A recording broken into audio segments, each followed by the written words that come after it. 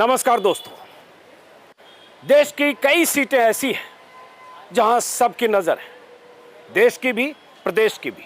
और मैं इस वक्त हूं उत्तर प्रदेश के कन्नौज शहर में, कन्नौज लोकसभा क्षेत्र। और कन्नौज पर सबकी नजर इसलिए है क्योंकि कन्नौज से इस बार अखिलेश यादव खुद चुनाव मैदान में है, उसी कन्नौज लोकसभा सीट से जहां से पिछली बार अखिलेश यादव की पत्नी डिंपल यादव करीब 13,000 वोटों से हार गई थी। बीजेपी के सुब्रत पाठक ने कन्नौज पर कब्जा कर लिया था। उस कन्नौज पर, जिस कन्नौज से मुलायम सिंह यादव जीतते रहे, जिस कन्नौज से 2 बार अखिलेश यादव जीते, जिस कन्नौज से 2 बार डिंपल यादव जीती। और कन्नौज का इतिहास तो बहुत पुराना है। राम मनोहर लोहिया 1967 में कन्नौज से जीते थे, जब कन्नौज पहली बार लोकसभा सीट बनी थी। शीला दीक्षित भी कभी यहां से जीती थी। उस कन्नौज में जिसका इतिहास जयचंद से जुड़ा है, जिसका इतिहास इत्र से जुड़ा है, इत्र की नगरी, सुगंध की नगरी। और मैं जब कन्नौज आया तो बाहर दिखा तहसील का कार्यालय, तो मुझे लगा कि चलते हैं अंदर, कुछ वकील होंगे, कुछ मुवक्किल होंगे, कुछ मुद्दई होंगे और कुछ गवाह भी होंगे इसमें बहुत सारे, और उसके बाद आसपास जो नोटरी पब्लिक के लोग हैं। लेकिन होता यह है कि मैं कोशिश करता हूँ कैंडिड बात करूँ, लेकिन जब यहाँ सोचने लगा, रिकॉर्ड करूँ, तब तक ये पीछे भीड़ जमा हो गई, काफ़ी लोग। अब इसमें कौन है, क्या है, इन परिचय लेंगे और उसके बाद इन सब से बात करेंगे। और कन्नौज इसलिए आया क्योंकि जो अब चौथे दौर का चुनाव होना है, वोटिंग, वो कन्नौज में भी है 13 तारीख को। कल कन्नौज में अखिलेश यादव और राहुल गांधी की सभा है, आज मायावती की सभा थी और योगी जी आ चुके हैं। बीजेपी से कौन कौन लोग आ चुके हैं यहाँ? योगी जी भी कर गए, अमित शाह जी कर गए, मोदी जी इसी लोकसभा क्षेत्र के बॉर्डर पे करके गए। तो समझिए कन्नौज कितना इम्पोर्टेंट है। इतिहास तो मैं बता चुका, अब जरा हम वर्तमान पर बात करेंगे, इनसे समझेंगे। चूँकि कन्नौज में वोटिंग है और अखिलेश यादव ने ये भी किया कि उम्मीदवार भी बदला कन्नौज से। पहले तेज प्रताप को टिकट दिया, बाद में उनका नाम हटा, खुद अखिलेश यादव आ गए क्योंकि लगा कि कहीं मामला लड़खड़ा न जाए। तो क्या कन्नौज की जनता इस बार फैसला करेगी, पता तो 4 जून को चलेगा। लेकिन यहाँ जो लोग भी हैं, जरा उनसे बात करते हैं, कहीं से शुरू करते हैं। क्या शुभ नाम है आपका? मोहम्मद सईद का नाम है। मोहम्मद सईद का नाम है। तो सईद साहब, क्या लग रहा है इस बार कन्नौज में? क्या करते हो आप, ये पहले बताओ। स्टाम्प विक्रय का कार्य करते हैं। स्टाम्प विक्रेता है। और कन्नौज में अगर देखें तो ब्राह्मण वोट लगभग 12-14% है, मुस्लिम वोट लगभग 12-14%। तो ये हमें तो मालूम नहीं इसका। अच्छा चलिए आप माहौल पे बात करिए, क्या लग रहा है आपको, फिर हम बात करते हैं। वीआईपी कन्नौज में लड़ रहा है, बहुत बड़ा क्षेत्र है, एकदम हार और जीत के लिए नहीं कहा जा सकता है। मुद्दा क्या है कन्नौज का? विकास का मुद्दा है कन्नौज में। क्या शुभ नाम है आपका? अजय यादव एडवोकेट। अजय यादव जी। तो आप तो समाजवादी पार्टी के साथ होंगे? बिल्कुल है। हाँ। बिल्कुल है।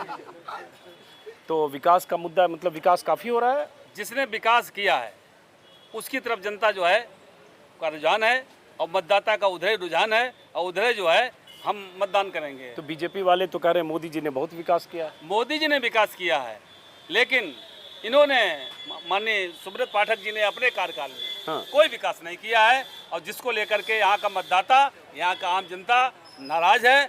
और इसीलिए अब की बार समाजवादी पार्टी के जो प्रत्याशी हैं श्री अखिलेश जी, उनको यहाँ का मतदाता वोट कर रहा है। पिछली बार डिंपल, थोड़ा पीछे हटिए, सबसे बात करते रहते हैं। आपका शुभ नाम? आनंद कुमार पाल। क्या करते हो आनंद कुमार पाल साहब? हम प्रैक्टिस करते हैं। प्रैक्टिस लॉयर हैं। हाँ, तो पिछली बार यहाँ से डिंपल यादव हार गई थी और मुलायम सिंह जीते यहाँ। अखिलेश यादव यहीं से लॉन्च हुए थे, मुलायम सिंह ने सीट से इस्तीफा दिया था, अखिलेश यादव यहीं से लॉन्च हुए, बाद में आजमगढ़ गए, फिर डिंपल यादव यहाँ से लड़ी। तो इस बार क्या लग रहा है और क्यों लग रहा है? नहीं, इस बार जो है माहौल चेंज है, समाजवादी पार्टी का माहौल है और अखिलेश जी 2 लाख वोटों से जीते हैं। 2 लाख वोट तो चलिए 4 जून को पता चलेगा कौन जीतेगा। क्या कम नहीं, ऊपर होगी जीत अखिलेश जी की। विकास पे जो है चुनाव हो रहा है। हाँ, सांसद जी ने कोई विकास नहीं किया है। पहले एक राउंड सबसे बात कर लेते हैं। आपका शुभ नाम? विनोद त्रिवेदी। विनोद त्रिवेदी जी। विनोद त्रिवेदी जी, जब मैं कैमरा सेट कर रहा था तभी आए और मिले और इन्होंने कहा देखिए मैं आपके ट्विटर को फॉलो करता हूं और बहुत निगेटिव कमेंट मैं आप पे करता हूं। उन्होंने कहा चलिए कोई बात नहीं, अच्छी बात है, हम लोग 2 लोग मिलते हैं। इन्होंने कहा आप भी निगेटिव हैं तो मैं निगेटिव हो गया, तो 2 निगेटिव मिलके पॉजिटिव हो जाते हैं। हाँ, ये बिल्कुल राइट। क्या करते हैं आप? हम एडवोकेट हैं। एडवोकेट हैं। तो त्रिवेदी जी, मैं तो सीधे, चूंकि अचानक किसी को नहीं जानता हूँ, आपने देखा अचानक पहुँचे आप ही आ गए, ये आ गए, और उसके बाद जब तक शुरू किया तब तक और भीड़ आ गई, और जब ये 20 मिनट रिकॉर्ड करेंगे तो 25 लोग और आ जाएंगे। तो अब आपसे समझना चाहते हैं, आपको, आपके लिए कन्नौज के लिए मुद्दा क्या है, क्या सोचकर लोग वोट करेंगे?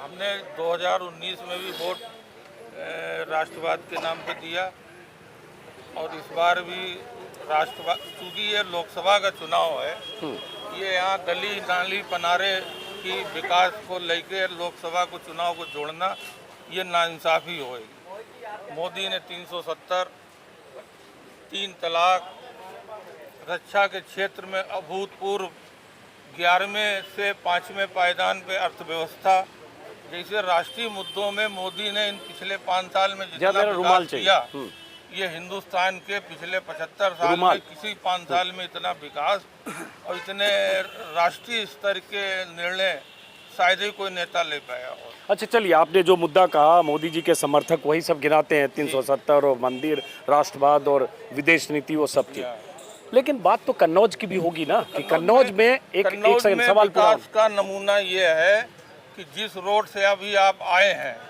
ये शायद बुलंदशहर से कानपुर तक की, इससे पहले की जिन्होंने देखी होगी उन्हें मालूम पड़ेगा कि विकास क्या हुआ। सर प्रणाम है आपको मेरा।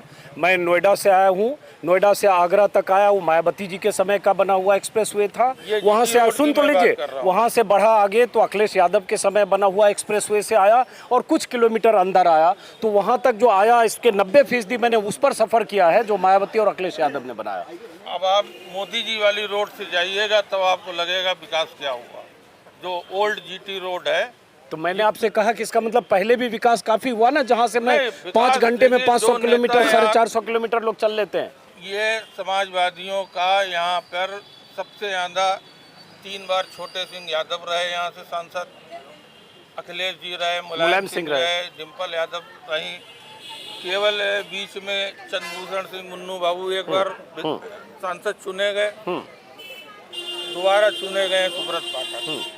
इससे पहले 77 में राम प्रकाश त्रिपाठी जनता पार्टी के चुने हुए प्रत्याशी, और उससे पहले 67 में लोहिया यहाँ से चुने थे। तो एक तरह से समाजवादियों का गढ़ रहा, समाजवादियों ने ही इसे संभाला। तो अगर जो 60 साल में समाजवादी विकास नहीं कर पाए, वो अब उनके पास कौन सा मुद्दा बचा जो विकास की बात कर रहे हैं। इतना तो विकास आपको पूरा कर लेना चाहिए। हाँ। और रही गई विधायक, हैट्रिक लगी है यहाँ के, इससे पूर्व असीम अरुण जी से पहले जो विधायक थे उनकी हैट्रिक लगी यहाँ पे, 3 बार लगातार विधायक। तो क्या ऐसा रहा कि इतने दिन रहने के बाद में भी विकास अधूरा है? हाँ, तो आप उंगली उठा रहे हैं इनके 5 साल के कार्यकाल नहीं, इसलिए इसका जवाब ये लोग देंगे ना। आपका शुभ नाम? शकील अहमद एडवोकेट। हाँ।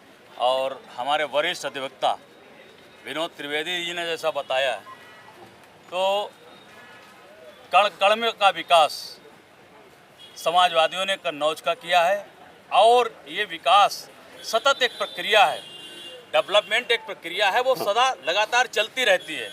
लेकिन ये भारतीय जनता पार्टी के लोगों ने इस सतत प्रयास को, सतत प्रक्रिया को बंद कर दिया।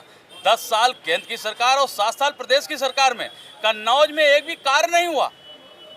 इन्हें बताना चाहिए, समाजवादी पार्टी के लोगों को बताना चाहिए, उनसे पूछना चाहिए या उनसे सीखना चाहिए। आज दिन तक कोई कार्य नहीं, और अगर इन लोगों से पूछ दिया जाए तो ये लोग 5 काम नहीं गिना सकते हैं। और सुनिए, सांसद जी जिस समय यहाँ के सांसद चुने गए थे, शपथ लेने के दौरान सांसद सुब्रत पाठक जी ने ऐलान किया था कि वो 5 बड़े कारखाने जनपद कन्नौज को देंगे और 5 बड़े पुल जनपद कन्नौज के देंगे। एक भी कारखाना दिया हो बताएं, एक भी कोई पुल बनवाया हो बताएं। अच्छा, अब जरा इनसे पूछ लेते जो ये बताते कि मैं तो बाहर से आया, कन्नौज के काफ़ी हूँ, उन्होंने कहा एक भी कारखाना दिया हो वो बताएं, एक भी पुल दिया हो वो बताएं। और 5 साल ही नहीं, मोदी सरकार के 10 साल और योगी सरकार के 7 साल। लोहिया के ज़माने से जब समाजवाद ये गढ़ रहा है, तो 60 साल में वो पुल अधूरे क्यों रह गए जिसके लिए सुब्रत पाठक की आप बात कर रहे हैं? अरे भाई, वो सब अधूरे रह गए। एक मिनट, बहुत अधूरे रह गए। एक मिनट, बहुत अधूरे रह गए, इसलिए देश ने मोदी जी को चुना, सुब्रत पाठक को चुना। यादव ने शिलान्यास किया, चाहे इत्र पार्क हो, चाहे मेडिकल कॉलेज हो, सारे अधूरे कार्यों को पूरा किया सुब्रत पाठक के कार्यकाल में। इत्र पार्क भी चालू होने की स्थिति में औद्योगिक गलियारा बन रहा है उसी के बगल में। मेडिकल, हाँ, इनका विकास ये रहा कि जो मेडिकल कॉलेज इन्होंने बनाया बाबा भीमराव अम्बेडकर के नाम पे, उसके बोर्ड को तोड़ के, उसे अपमानित करके उसके नाम को इन्होंने अपने कार्यकाल में ख़त्म किया। उस सम्मान को वापस दिलाया हमारे मंत्री असीम अरुण जी ने, और पुनः बाबा साहब के नाम पे उस मेडिकल कॉलेज का नाम अभी कुछ महीने पहले हो पाया। तो विकास में कई कोल्ड स्टोरेज बने इनके, कई बड़े बड़े प्रतिष्ठान और तमाम ज़मीनें, इन समाजवादियों के विकास की ये गाथा है। इस सड़क और इन चीज़ों की आड़ में सबसे ज़्यादा विकास इनका खुद का हुआ। चलिए इसका एक जवाब, आप समाजवादी पार्टी के नेता हैं क्या? नेता है? नहीं नेता। अच्छा, तो आप जवाब दीजिए उसके बाद जरा और लोगों से बात करें। यही एक समस्या है। हाँ। समाजवादी पार्टी का निर्बल, दुर्बल, मजदूर ऐसा कार्यकर्ता अगर कहीं वो खाने पीने की व्यवस्था कर लेता है, अगर वो कहीं अपने कमाई करता है, पसीने की कमाई से कुछ खाने पीने की व्यवस्था करता है, वो इन लोगों को खराब लगता है। इसलिए खराब लगता है कि ये सामंतवादी लोग हैं और ये चाहते हैं मेरे पैरों के नीचे ही कार्य करिए, जीवन में कभी आप स्वतंत्र होकर अपना कार्य नहीं करिए, जो ये बताएं जैसे ये रखें, जैसे ये रखें वैसे रहें। और इसीलिए समाजवादी पार्टी का बहुत ही यहाँ जनता समाजवादी पार्टी के नेताओं का रैली है कि उन्होंने धरातल से, जमीन से लोगों को उठा करके और उन्हें फर्श से लेकर उठा करके सामने लाए हैं। अच्छा सुनिए एक मिनट, आप कह रहे समाजवादी पार्टी जमीन से लाए, फर्श से लाए और अर्श तक लाए। भाई लड़े तो 2 बार 3 बार शायद मुलायम सिंह जीते, उसके बाद उन्होंने सौंप दी कन्नौज सीट अखिलेश यादव को, फिर अखिलेश जी ने सौंप दी जब मुख्यमंत्री बने तो डिम्पल यादव को, तो परिवार के बीच ही तो रहा और फिर आ गए अखिलेश यादव। नहीं, लगातार विकास भी तो चलते रहे, लगातार कार्य होते रहे। आप कोई सत्र उठाइए, चाहे लोहिया जी का सत्र उठाइए, नेताजी का उठाइए, अखिलेश यादव जी का उठाइए, डिम्पल जी का उठाइए, आपको काम गिनवाते हैं। और आपके सांसद जी कुछ तो करते हैं, और अगर कुछ उन्होंने तो गिनवा दिया बहुत नहीं, कोई कार्य नहीं गिनवाया होगा। और यार अभी तो गिनवाई, क्या क्या कोई कार्य नहीं, सब हवा हवाई है यार।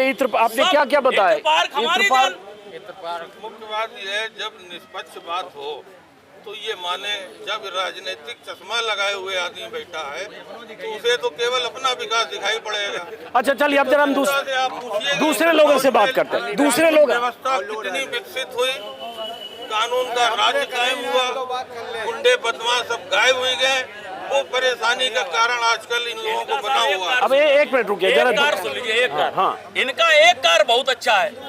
राष्ट्रीय अध्यक्ष जी कहीं किसी भी मंदिर में अगर पूजा करते हैं तो ये लोग गंगा जल से जरूर धोते हैं। हमारे गौरी बाबा शंकर में वो अपनी पूजा अर्चना करने गए तो इन्हें इतना खराब लगा कि वो एक ओबीसी के व्यक्ति, एक वो पिछड़े समाज के व्यक्ति होने के कारण उस मंदिर को धुलवाया गया।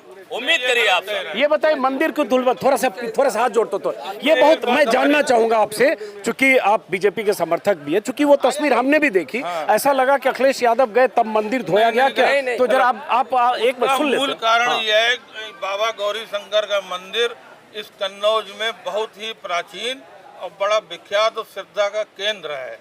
वहाँ पे दरवाजे पे लिखा है कि गैर सनातनियों का प्रवेश वर्जित है। उसके बावजूद भी अखिलेश यादव जी जूता पहन के, जो सनातनी धर्म को लोग नहीं थे उन्हें उस मंदिर परिसर में ले गए। नहीं, अखिलेश जी के साथ जो तस्वीर देखी जब बैठे हैं नीचे कई तो लोग जूता नहीं है, अखिलेश जी वहाँ नहीं पाना। पहले की वीडियो आप मूर्ति के सामने जो अखिलेश जी बैठे हैं वहाँ जूता नहीं है। अखिलेश जी ने जो गेट से प्रवेश किया और मंदिर के जहाँ पे आज तक किसी जूते नहीं उतारे, वहाँ अखिलेश जी ने जूते उतारे, जबकि जूते के स्थान निश्चित है गेट पे। और उसके अलावा जब सनातन के अलावा किसी का प्रवेश उसमें नहीं था तो क्यों ले गया आप गैर सनातनी लोगों को उसके अंदर? मतलब उनके साथ कोई गया इसलिए पूरा मंदिर धो दिया गया। साथ जो गैर सनातनी लोग अंदर गए उस कारण से उन्होंने धोया। अखिलेश जी गैर सनातनी मतलब आप कह रहे हैं किसी मुस्लिम, कोई मुस्लिम नॉन हिंदू, हम मुस्लिम भी। अच्छा चलिए छोड़िए, इस विवाद में नहीं पड़ता हूँ। ऐसे भी देश को हिंदू मुसलमान में उलझाने की कोशिश हो रही है ताकि बाकी मुद्दे से आपका ध्यान, वोटर का दिमाग भटक जाए। इसीलिए चुनाव के बीच में हिंदू मुसलमान, मटन, मुगल, मछली और दुनिया भर की बातें हो रही है। इसलिए हम जरा उस मुद्दे पर आते हैं जिस मुद्दे पर चुनाव होना चाहिए, चाहे महंगाई हो, चाहे बेरोजगारी हो, चाहे युवाओं के मुद्दे हों, चाहे किसानों के मुद्दे हों, चाहे हर शख्स से जुड़ा, उसकी जिंदगी से जुड़ा कोई मुद्दा हो। अब जरा बाकी लोगों से भी, हाँ, सबसे इनसे हम ये कहना चाहते हैं, समाजवादी पार्टी के लोग और भाजपा के लोग, ये दोनों लोग अपनी तारीफें बता रहे हैं, लेकिन मायावती जी ने इस जिले को जिला बनाया। यदि जिला ही ना बना होता तो यहाँ विकास का नाम ही नहीं होता, विकास का मुद्दा ही नहीं होता। जो कुछ किया है यहाँ जिले में मायावती जी ने किया है, जिला बना। ये लोग वहाँ डीएम साहब मिलने के लिए जाते 40 किलोमीटर चल के, तब डीएम साहब से मिल पाते। आज तुरंत चले जाते हैं और डीएम साहब से कहते हैं ये काम करिए। ये बहुत अहम है। एक तीसरा कौन भी है, मायावती ने यहाँ से इमरान बिन जाफर, यही नाम है जी, उनको यहाँ से चुनाव मैदान में उतारा है। 2019 का जब चुनाव था तो सपा बसपा में गठबंधन था। मायावती खुद यहाँ चुनाव प्रचार के लिए आई थी, चूंकि सपा की तरफ से, मतलब गठबंधन की तरफ से डिम्पल यादव थी। हालांकि तब भी डिम्पल यादव 13,000 वोटों से हारी। इस बार मायावती आज, जैसा कि मैंने कहा, आज भी इमरान बिन जाफर के लिए वोट मांगने आई थी। तो मायावती भी एक मजबूत मौजूदगी है बीएसपी की यहाँ, मतलब हाँ, वो बीएसपी उम्मीदवार की है। बिल्कुल है। बिल्कुल भी नहीं। जरा इधर आइए, क्यों कह रहे हैं बिल्कुल भी नहीं है? क्या शुभ नाम है आपका? मनोज श्रीवास्तव। हाँ। अजीत रंजन जी साहब, आप इस देश के सबसे निष्पक्ष पत्रकारों में से एक हैं, इसलिए मैं कन्नौज की इस भूमि पर आपका स्वागत। नहीं, चलिए, बहुत शुक्रिया आपका। दूसरी बात यह है कि मायावती जी का यहाँ पर जो भी जनाधार है वो भी खिसकता हुआ नजर आ रहा है। ये पहला चुनाव है 2024 का जो बिना मुद्दों के लड़ा जा रहा है। ना सपा के पास कोई मुद्दा है, ना भाजपा के पास मुद्दा है। सपा जो ये कहती है कि कन्नौज में हमने ये किया वो किया, तो सपा ने अपने शासनकाल में पीछे भी कितनी आलू की फैक्ट्रियां लगा ली और कितने इत्र के पार्क बनाए वो भी बताइए। जहाँ तक भाजपा की बात है, चूंकि ये लोकसभा का चुनाव है, यहाँ पर गली और नाले और इनके ऊपर ये चुनाव नहीं हो रहा है, ये देशव्यापी चुनाव है। यहाँ पर मेन है कि ऐसा कौन सा विकास है जिसे हम एक स्टेट से दूसरे स्टेट पे लेके जाते हैं। आज यहाँ पर जो जीटी रोड बनी हुई है, जो 6 लेन बनाई गई है, जो हम लोगों के लिए बहुत महत्वपूर्ण जगह है कानपुर, जो आज हम लोग 2.5-3 घंटे में पहुँचते थे, आज 1 घंटे में पहुँचते हैं। गंगा एक्सप्रेस वे हाईवे बन रहा है, बुंदेलखंड एक्सप्रेस हाईवे ऑलरेडी अपना काम कर चुका है। श्रीवास्तव जी, अब मैं काउंटर करूंगा कि आपने पूर्वांचल एक्सप्रेस बता दिया जो लखनऊ से आगे है, आपने कुछ और सड़कों के नाम बताए, मैंने इनको भी बताया। जिस नोएडा से मैं चलकर आया आगरा तक, वो मायावती के समय का आगरा एक्सप्रेसवे, उस दौर में वो एक्सप्रेसवे बना जब हम लोग सपने की तरह सोचते थे ऐसी भी कोई सड़क हो सकती है जहाँ जहाज उतर जाए। युद्धक विमान उतरे थे, पहली बार हमने वहीं देखा था। नोएडा में हमारा दफ्तर था और तेज रफ्तार से उस समय तो लोग 200-150 की स्पीड से चलते थे, वो मायावती ने बनवाया। वहां से लेकर लखनऊ तक अखिलेश यादव ने जोड़ा। मैं जिस एक्सप्रेसवे से आया हूं वो उसी दौर का, दोनों रिजिम का एक्सप्रेसवे है। कुछ किलोमीटर अंदर मैं इस पतली सड़क से आया, तो आप यहां से तो आगे देख रहे हो 200 किलोमीटर आगे पूर्वांचल एक्सप्रेसवे, यहां से पीछे नहीं देख रहे हो 400 किलोमीटर की, यहां कैसे आएंगे? नहीं, विकास तो एक सतत प्रक्रिया है। हाँ, ये अच्छी बात, जानते हैं, ये अच्छी बात है। आपने ये 140 करोड़ लोगों का देश है।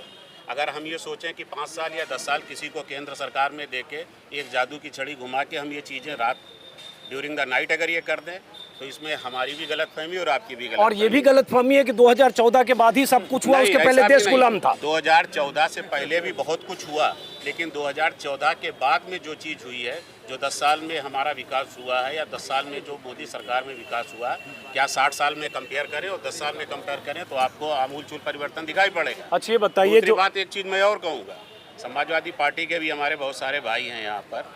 माना कि अखिलेश जी ने यहाँ पर विकास कराया, विकास इस तरीके से हुआ क्योंकि वो शुरुआत से ही यहाँ पर जुड़े हुए थे, कन्नौज शहर से जुड़े हुए थे और कन्नौज से कभी वो हारे नहीं।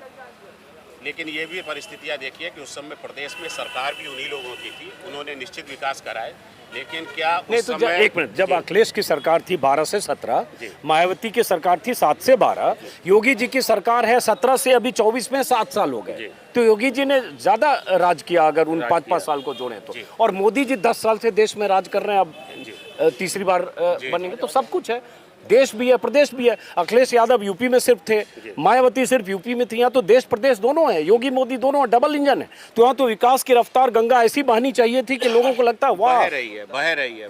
हाँ। तो सबसे बड़ी चीज है कि कानून व्यवस्था की जो स्थिति सपा के शासन में थी और आज के जो शासन में है उसमें जमीन आसमान का अंतर है। चलिए, एक आप कानून बहुत कुछ विकास करते हैं और विकास करने के बाद शाम को आदमी जाता है और उसे आप लूट लेते हैं, तो वो विकास नहीं है, वो विनाश है। चलिए अब जरा सबसे बात करते हैं। सही बात है। आप अपने नहीं, आप रुकिए। लोकतंत्र में विकास की देखो बात की जाए, देखो थोड़ा पीछे हट के बात करिए ताकि कैमरे वाले को जगह मिले। केवल गवर्नमेंट मतलब नहीं, हमारे जो वर्तमान क्या शुभ नाम है पहले नाम? प्रभाकांत मिश्र जी बताइए। हमारे जो वर्तमान सांसद है उनकी भी तो जवाबदेही बनती विकास में। क्या विकास किया? केवल कुछ जो है बस प्रतीक्षालय बनवा दिए। सब सांसद निधि कहाँ गई पता नहीं। हमें नहीं लगता कि 5 साल में 1 करोड़ रुपया सांसद जी ने अपनी व्यक्तिगत निधि से खर्च किया। क्या कर रहे हैं सांसद जी? सांसद जी ने ये किया है कि सामान्य परिवार के लोगों को थोड़ी थोड़ी जगह के पीछे आपस में लड़वाया। अपनी पार्टी के लिए थाने में फोन कर दिया, दूसरी पार्टी को बंद करवा दिया। आप देखो, मुद्दा कन्नौज में विकास नहीं रहा, मुद्दा जनता का रह गया। जनता बदल गई, परिवर्तन होगा। और अखिलेश यादव जी 2 लाख वोटों से जीत रहे, दुनिया की कोई ताकत रोक नहीं सकती। नहीं, अखिलेश यादव, एक मिनट, ताली कोई नहीं बजाएगा, कार्यकर्ता को मैं बात भी नहीं करूंगा अभी। तो ये बताओ, जो लड़ाइयों से आजीज है, जो लड़ाइयाँ सुब्रत पाठक जी ने करवाई खुद पारिवारिक मामलों में, एक सांसद को पारिवारिक मामलों में दखलंदाजी नहीं देनी चाहिए। मतलब समझा नहीं। छोटे जो परिवार के आपस के विवादों में क्या सांसद को व्यक्तिगत इंटरेस्ट लेना चाहिए? परिवार को कोई बात देख लीजिए, जो जायज बात हो वो कर दो, ना कि नाजायज व्यक्ति को समर्थन करोगे, शराबियों को समर्थन करोगे, भांग खाने वालों को समर्थन करोगे। कौन कर रहा है समर्थन? सुब्रत पाठक। मतलब समझा नहीं। प्रत्यक्ष में प्रमाण दे सकते हैं, कई जगह इन्होंने गलत निर्णय लिए, गलत लोगों को लड़ाया, बहुत गलत व्यवहार किए हैं इन्होंने। किसके साथ? हर बिरादरी के साथ, जिसमें ब्राह्मण। एक मिनट रुकिएगा, बात करूंगा। आप भी रुकिएगा भाई साहब, आप भी रुकिएगा, ये रुकिएगा। इस बार सबसे बड़ा पंगा ब्राह्मण ही लेगा, जो भारतीय जनता पार्टी के लिए जान छिड़कता है। तो जैसे आपका क्या नाम बताया आपने? प्रभाकांत मिश्र। आप मिश्रा जी है, त्रिवेदी जी हैं, तो ये भी ब्राह्मण है। तो मिश्रा जी त्रिवेदी जी तय करिए, ये तो उधर है। आप ही खाली ब्राह्मण नहीं, ब्राह्मण तो ये भी है। अब उसमें भी क्वालिटी होती है, कुछ सरयू पारीन कहानी कुछ जो सब मैं नहीं जा रहा हूँ। कुछ नहीं वाली बात है। हाँ, देखो, कोई भी व्यक्ति हो, गलत नहीं करना चाहिए। जो जायज बात है, तुम सांसद हो, जायज बात का समर्थन करो, गलत बात का समर्थन नहीं करना चाहिए। चलिए ठीक है, अब आपने अपनी बात कही, जरा और लोगों से बात करते। जी, बुजुर्ग हैं। त्रिवेदी और उनके बीच में फंसे द्विवेदी। आप द्विवेदी जी हैं? हाँ, अब देखिए, ये द्विवेदी जी भी आ गए। सन 95 से भटक रहे। हाँ, एक मुकदमा है साहब यहाँ 95 का, अब तक निस्तारण नहीं हुआ। क्यों नहीं हुआ? हम अब जरा चुनाव पर आते हैं, क्योंकि वह केस मुकदमा का थोड़ा व्यक्तिगत भी हो जाएगा। चुनाव के हिसाब से इस बार, चूंकि चुनाव में तो अब यहाँ वोटिंग है 13 को, आज हो गए 9 तारीख है शायद, 4 ही दिन बच गया है। तो चुनाव में इस बार क्या लग रहा है आपको? जैसे परिवर्तन लग रहा है हर जगह। परिवर्तन लग रहा कहीं तहसील जाओ, गांव जाओ, कहीं बैठ जाओ, कहीं कुछ जाओ, हर जगह मतलब परिवर्तन जैसा लग रहा है। क्या परिवर्तन लग रहा है? मतलब कि मतलब अखिलेश यादव जीतेंगे। हाँ, परिवर्तन ये लग रहा है कि सरकार जो है, हाँ, सरकार तो भले बनी रहे, लेकिन यहाँ की सीट में गड़बड़ है। अच्छा, गड़बड़ है। मतलब सुब्रत पाठक में परिवर्तन लग रहा है। क्यों? अब वजह वो खुद जानते होंगे, स्वयं अब केस का झंझट चल रहा है इसलिए? केस का मतलब नहीं है।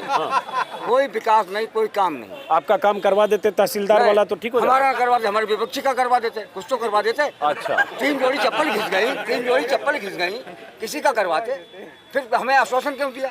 देखिए, ये वैसे ये अदालती व्यवस्था के शिकार हैं, और ये एक बड़ी समस्या है। मैं इनकी पीड़ा तकलीफ समझ सकता हूँ कि लंबे वक्त तक कोर्ट कचहरी और इस तरह के मुकदमेबाजी में जब फंसता है तो उसकी चिंता या शिकायत या गुस्सा वाजिब होता है, लेकिन उसमें हम आप कुछ नहीं कर सकते। आश्वासन देना है खराब है, पहले ही साफ जवाब दे देते। आश्वासन देना खराब बात है। चलिए अब जरा चुनाव पर जानते हैं, इधर थोड़ा ऐसे बात करिए जिससे सबका चेहरा आ सके। हाथ जोड़ता हूँ, थोड़ा जगह बनाइए। लोकसभा का चुनाव है, राष्ट्रीय मुद्दे पर लड़ा जाता है। क्या शुभ नाम है आपका? सुरेंद्र कुमार द्विवेदी। अरे सब तो यहाँ द्विवेदी जी, मिश्रा जी, त्रिवेदी जी, और ये हम ये छोटे चतुर्वेदी जी भी होंगे कोई। चुनाव राहुल गांधी और उनके बीच हो रहा, नरेंद्र मोदी जी के बीच। राहुल गांधी की छवि आप जानते हैं, इनके जो प्रधानमंत्री हुआ करते 6-6 घंटे व्हाइट हाउस के बाहर खड़े रहते थे। 6 घंटा व्हाइट हाउस के बाहर खड़े रहते थे यार। नरेंद्र मोदी जाता 6 घंटे पहले से उसकी तैयारी होती है अगवानी करने के लिए। 6 घंटा व्हाइट हाउस के बाहर खड़े रहते थे। अब इधर बोलिए। नरेंद्र मोदी जी जब 6 घंटा व्हाइट हाउस के बाहर कौन खड़ा रहा है? यही पूर्व प्रधानमंत्री कांग्रेस के यार। नरेंद्र मोदी जाता है, नाम नहीं लेंगे, आप जानते हैं, खुद आप बड़े पत्रकार हैं। हम तो ये बिल्कुल नहीं जानते कि 6 घंटा व्हाइट हाउस के बाहर खड़े रहे। आज नरेंद्र मोदी जाता है 6 घंटे पहले से तैयारी होती है अगवानी के लिए, पहले से एयरपोर्ट पर लोग खड़े रहते हैं। तो राष्ट्रीय अपना हित देखिए, अपनी अपनी घर की समस्या घर में रखिए। पहले ये बताइए कि सब जो सूचना आपको व्हाट्सएप पर आती रहती है कि हम ये आप लोगों की यूट्यूब वगैरह देखते रहते हैं। हमारे यूट्यूब पे तो कभी ये नहीं आ सकता। अरे आपका नहीं, आपके साथियों का आप किनका देखते हैं? हम सबका देखते हैं। कौन आपको बता दिया कि 6 घंटे व्हाइट हाउस के बाहर? एक मिनट, नहीं ये बात बोल कर नहीं निकलेंगे आप। आप मेरी पर्सनल सुन लीजिए। समझ गए? 1 मिनट हमें कह नहीं, बोलने दीजिए, नहीं इनको बोलने दीजिए। हम आज जो आपके प्रधानमंत्री की विश्व में छवि है, वो शायद इससे पहले किसी भी प्रधानमंत्री की नहीं रही होगी। राष्ट्रीय स्तर के राष्ट्रपति तक उसके पैर छूते हैं, आपने देखा होगा। कौन जैसे? अब एक कोई था वो राष्ट्रपति, हाँ विदेश में राष्ट्रपति। आप बताइए इससे बढ़िया नेतृत्व और क्या हो सकता है? अगर किसी ने अन्य पार्टी को वोट दिया तो हम समझते हैं वो गलत। आप राष्ट्रीय स्तर लेकिन एक खाली ज्ञानवर्धन कर दीजिए। थोड़ा बहुत मैंने पढ़ा है। बताइए ये कौन प्रधानमंत्री भारत का था जो व्हाइट हाउस के बाहर 6 घंटा इंतजार करता? हमने स्टडी नहीं किया। आप बता देंगे। तो स्टडी बिना किए तो बहुतों को बता दे रहे होंगे, और आपकी बात सुन के गाँव मोहल्ले में लोग यही सोच रहे हैं। हम आपको सही बता रहे हैं, व्हाइट हाउस के बाहर खड़े रहते थे लोग। अच्छा, और मोदी जी जाते हैं तो जो प्रेसिडेंट जो है यही दिल्ली एयरपोर्ट पे आ जाते हैं। एयरपोर्ट पे विदेशी लोग खड़े रहते हैं, विदेशी लोग उनके स्वागत के लिए।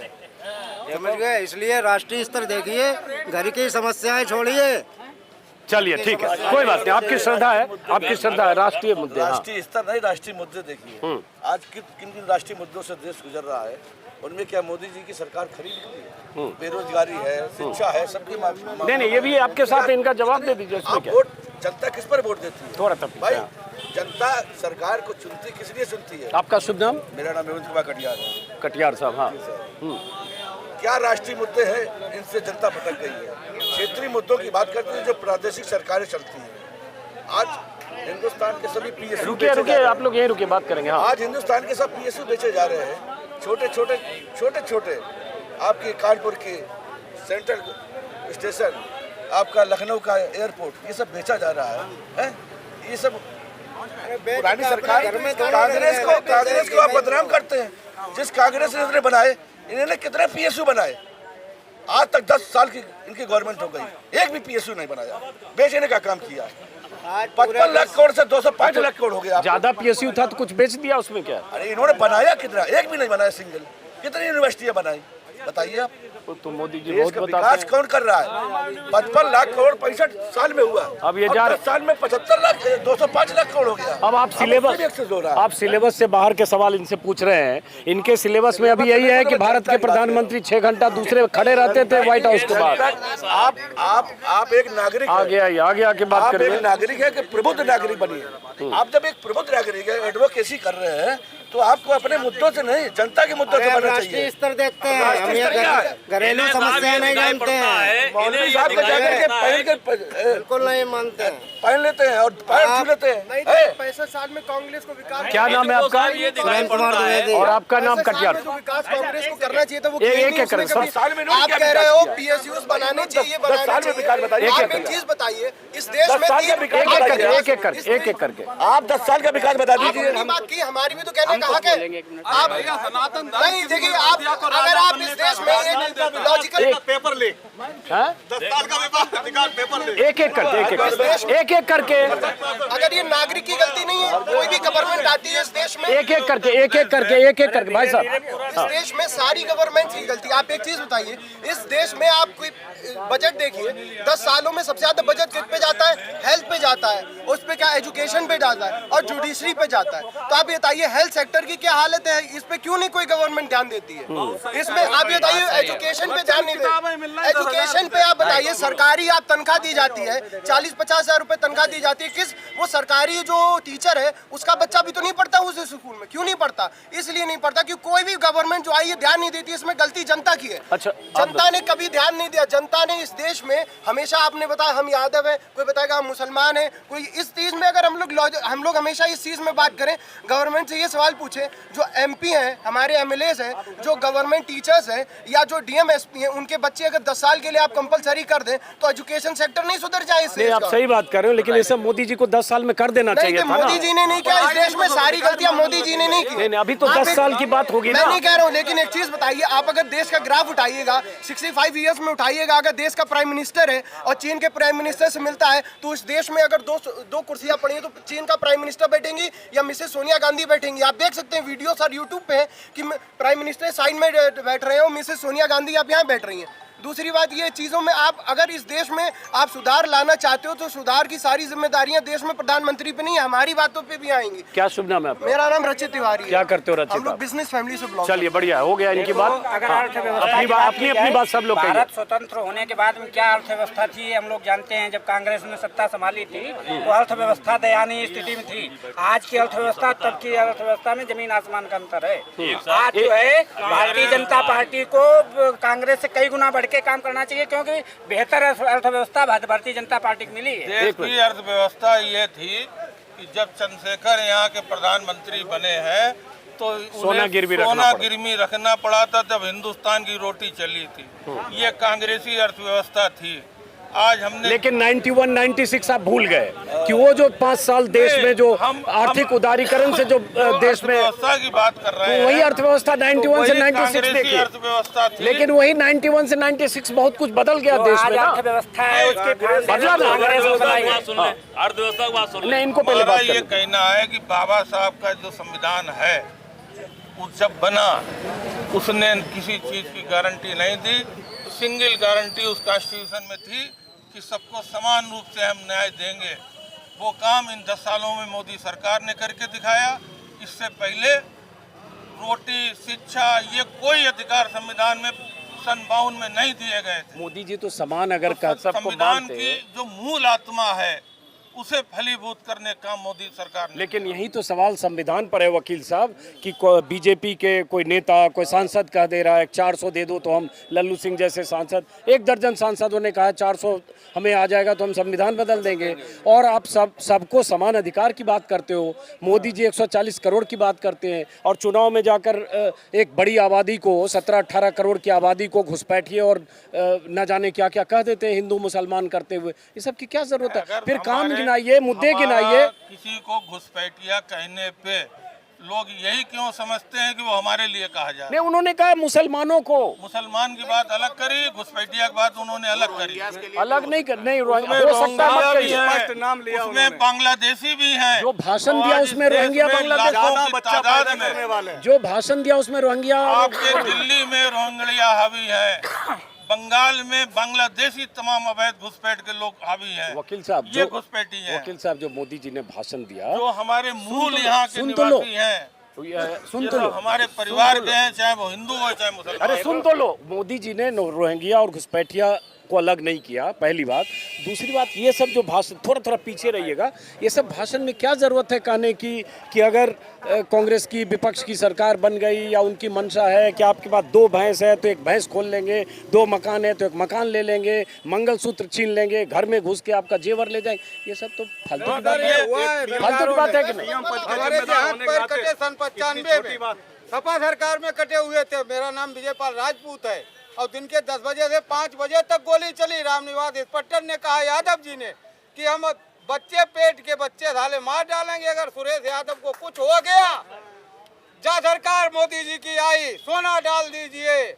ये सुब्रत पाठक की बात नहीं। अखिलेश भैया अच्छे हैं, लेकिन घर घर अखिलेश भैया बन जाते हैं। जब अखिलेश भैया की सरकार आती है तो घर घर लाठियां तैयार हो जाती हैं। क्या शुभ नाम है? मेरा विजयपाल राजपूत नाम है। क्या करते हो आप? मैं खेती बाड़ी का काम करते हैं। कहाँ, किस इलाके में रहते हो आप? मैं भज्जापुरवा गांव है, गुरसाईगंज के पास में। चलिए, आपकी बात समझ गया। मतलब आप कुछ लॉ एंड ऑर्डर की प्रॉब्लम की बात कर रहे हैं। अखिलेश भैया की जब आती है तो घर घर अखिलेश भैया बन जाते हैं। और मोदी जी ने देश की सुरक्षा, सोना अभी डाल दीजिए, कहीं पर कोई औरत चली जाए, सोना खरीदिए, करोड़ों रुपए आपके पास सुन लीजिए।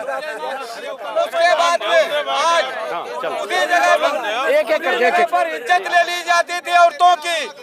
अब आज मोदी जी की सरकार में वहाँ चले जाइए। चलो सुनो, मणिपुर में महिलाएं नहीं थी, वो किसी की माता नहीं थी।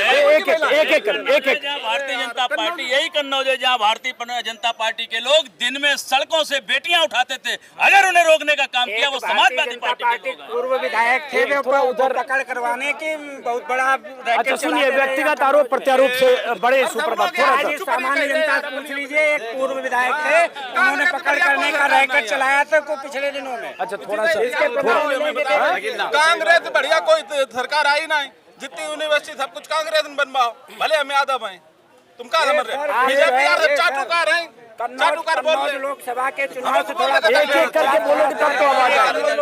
अरे सब लोग बोल रहे हो, एक एक करके बोलो। बेरोजगार कितने हैं? गांव चलो, मेरे गांव घूमो, चले दिल्ली में नौकरी नहीं मिल रही, ढूंढे 9,000 के संविदा पर यहाँ बिजली कर मिलेगा 7,000 है।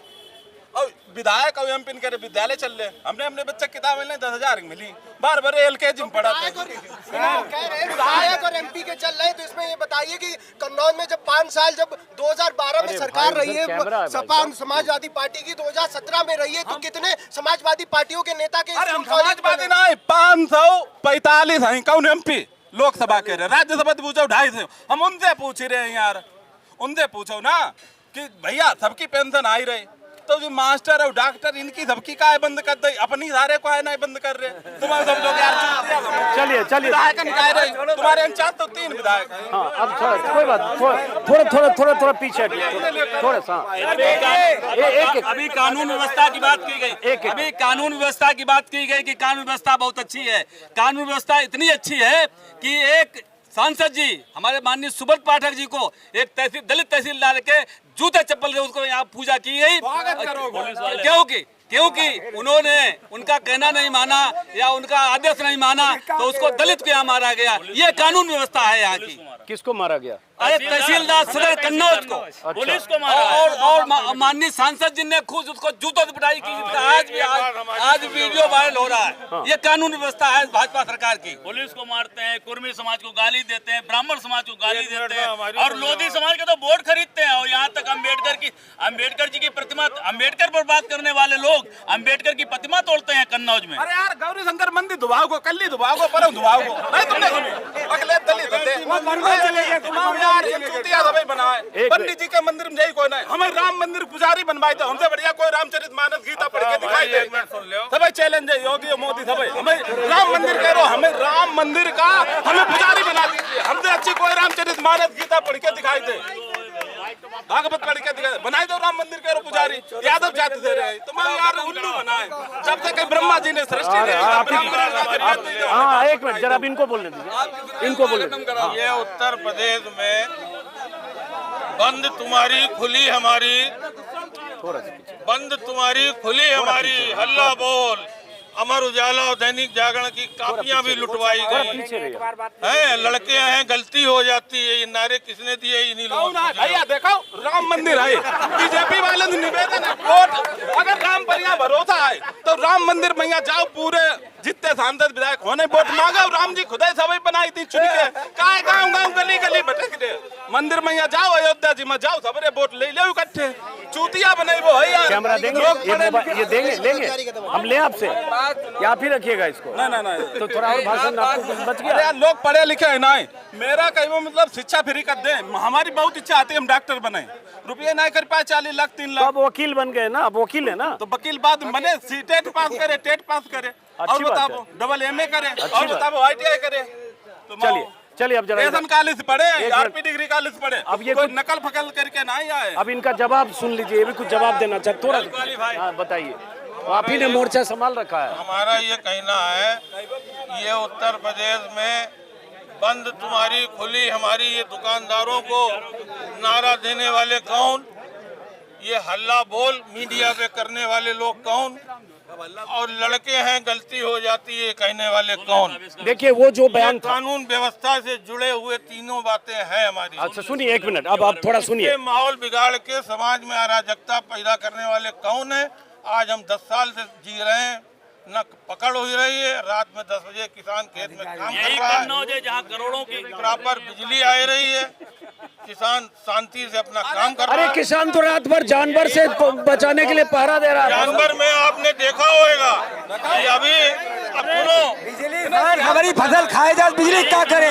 सड़वन हमारी फसल किसान ने खाई ली, आज किसान परेशान है, पहले नहीं परेशान था। माइक को दो। हाँ, एक मिनट हो गई बात। मीडिया पे एक भाई साहब जरा इनको बोलिए। क्या भूगोल हमें सब पता है, तुम्हें मालूम है वो बताओ तुम। हाँ हमारे गुरु जी सबसे स्पेशल आइटम इनके भाषण के बगैर आपकी बात पूरी नहीं होगी। अब पहले तो आप इनका अपमान कर रहे हैं, सबसे स्पेशल आइटम बोल रहे हैं।